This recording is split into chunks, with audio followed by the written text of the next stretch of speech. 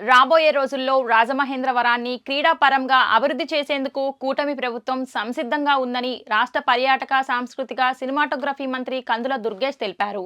Rajamahendravaram national highway సమీపంలోని SP గ్రౌండ్లోని gladiator cricket క్లబ్లో legends cup 2025 cricket tournament పోటీలను మంత్రి దుర్గేష్ ప్రారంభించారు. ఈ సందర్భంగా ఎప్పుడూ రాజకీయ ప్రసంగాలతో ప్రజలను కలుస్తూ బిజీగా గడిపే మంత్రి దుర్గేష్ క్రికెట్ బ్యాట్ చేతపట్టి కాసేపు యువతను క్రీడాకారులను అలరించారు.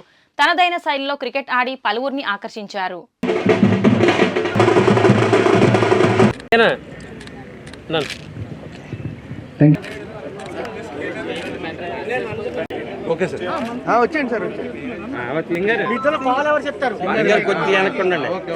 అంతేనండి. Okay okay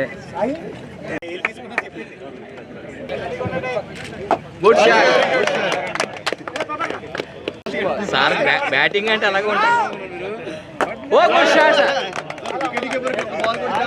legends cup season 4 organise చేస్తున్నటువంటి బాలాజీ గారికి ఇంకా వారి మిత్ర బృందం అందరికీ కూడా ప్రత్యేకమైనటువంటి అభినందనలు తెలియజేస్తూ,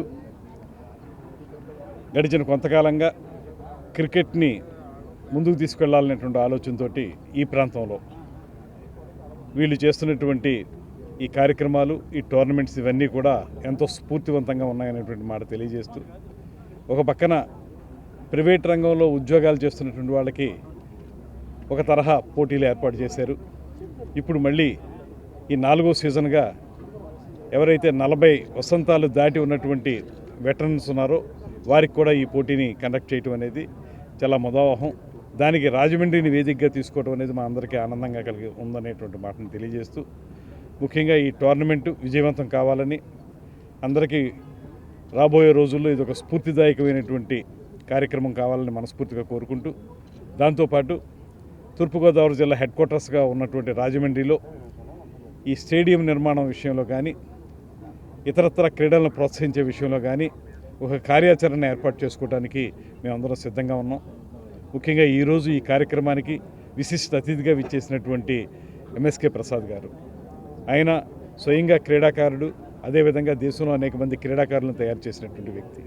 ఆయన సలహాలు కూడా తీసుకుని ముఖ్యమంత్రి గారి దగ్గర ఒక ప్రపోజల్ పెట్టి, ముఖ్యమంత్రి గారు, ఉప ముఖ్యమంత్రి గారుల సహాయంతో ఈ రాజమండ్రి లాంటి ప్రధాన కేంద్రంలో ఒక మంచి స్టేడియం నిర్మించడానికి ఇక్కడ కలెక్టర్ గారు, ఎస్పీ గారు అందరం కలిసి ఒక టీమ్గా ఏర్పడి దీన్ని తయారు చేస్తానికి ముందుకెళ్తామనేటువంటి మాటని ఈ సందర్భంగా తెలియజేస్తూ, ఈ ప్రాంతాన్ని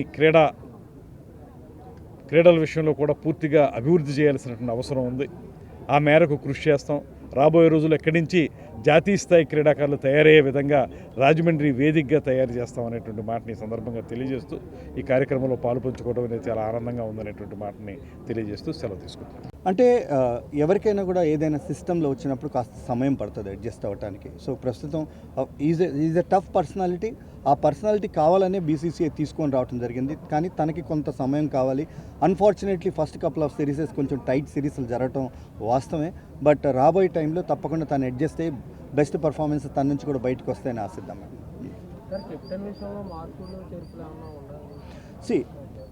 ప్రతిదీ కూడా ఇప్పుడు ఒక టెస్ట్ టీం అనుకోండి, టెస్ట్కి ఒక 2 years సైకిల్ ఉంటుంది. అది WTC సైకిల్ అంటారు. మొన్నటితో మన బోర్డర్ గవాస్కర్ ట్రోఫీతో పాటు ఆ సైకిల్ కూడా అయిపోయింది.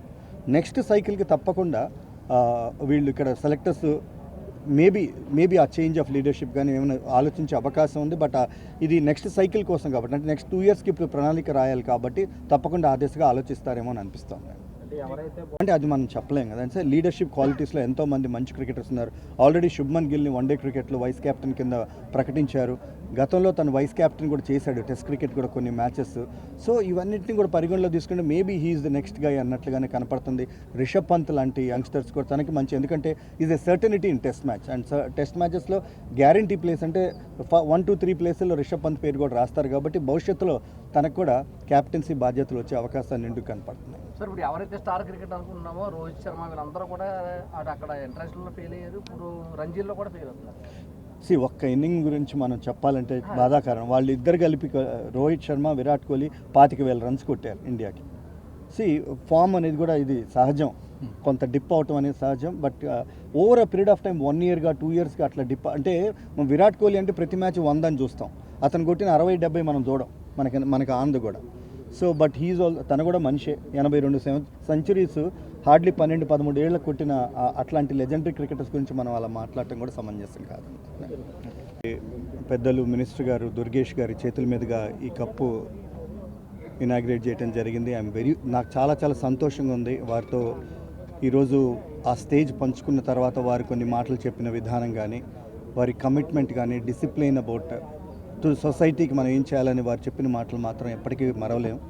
అట్లానే ఈ లెజెండ్స్ కప్ ఆర్గనైజర్స్ మిత్రుడు బాలాజీ, జై కిషన్, నాని, అట్లానే శ్రీనివాస్ చౌదరి గారు, మిగతా ఇంకా మీరు ఏదైనా పేరు మిస్ అయితే క్షమించాలి, వాళ్ళందరూ కూడా చాలా కృషి చేసి 4వ సీజన్ ఇట్లా కంటిన్యూస్గా ఆర్గనైజ్ చేయడం అనేది చాలా సంతోషం. ఈ టోర్నమెంట్ యాక్చువల్గా 40 సంవత్సరాలు పైగా ఉన్న వయసు వాళ్ళకి, విచ్ ఇస్ చాలా చాలా సర్ప్రైజింగ్. ఎందుకంటే ఎవరైనా టోర్నమెంట్ ఆర్గనైజ్ చేసినప్పుడు చిన్నపిల్లలకి చేస్తారు, లేదా ఆడపిల్లలకి చేస్తారు, లేకపోతే కొద్దిగా మేబీ నెక్స్ట్ లెవెల్ ఆడే క్రికెటర్స్ కోసం చేస్తారు. కానీ ఇట్లాంటి వాళ్ళకి చేయటం అనేది గ్రేట్ ఇనిషియేటివ్. ఈ గ్లాడియేటర్స్ క్లబ్ వీళ్ళు తీసుకున్న నిర్ణయం, దట్స్ ఎ వండర్ఫుల్ సైన్. తర్వాత ఇదొక మంచి అవకాశం కూడా. ఇదే వేదిక మీద యాక్చువల్గా మినిస్టర్ గారిని పట్టుకోవటం జరిగింది. అట్లానే మినిస్టర్ గారు మనకి కమిట్మెంట్ కూడా ఇవ్వటం జరిగింది దట్ ఇట్లాంటి రాజమండ్రి కానీ ఈస్ట్ గోదావరికి చాలా పెద్ద హిస్టరీ ఉంది, క్రికెట్ హిస్టరీ ఉంది. వాటి గురించి కూడా మాట్లాడటం జరిగింది.